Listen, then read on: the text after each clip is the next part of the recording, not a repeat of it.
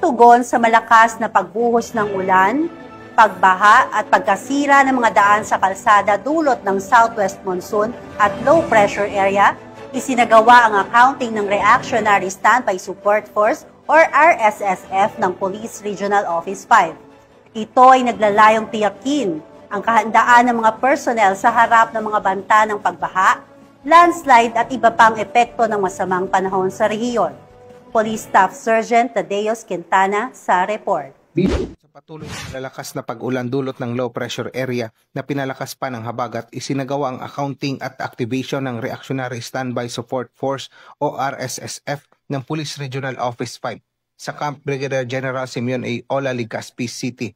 Ang aktibidad ay naglalayong tiyakin ang kahandaan ng mga personnel sa harap ng banta ng pagbaha, landslide at iba pang epekto ng masamang panahon sa rehiyon. Kasabay nito, sinuri at binilang ang mga itinalagang personnel at binigyan ng komprehensibong briefing hinggil sa mga protocol sa standby status, tamang deployment procedures at mga prioridad sa operasyon.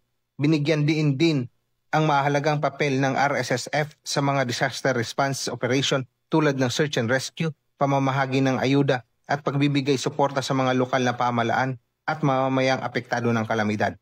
Patuloy ang panawagan ng PRO5 sa publiko na manatiling alerto, makinig sa babala ng panahon at makipag-ugnayan sa kanilang mga barangay at lokal na otoridad para sa kanilang kaligtasan. Mula dito sa Legazpi City, Albay, ako ang inyong PNN Correspondent Police Staff Sergeant Quintana, alagad ng batas, tagataguyod ng Balitang Pulis.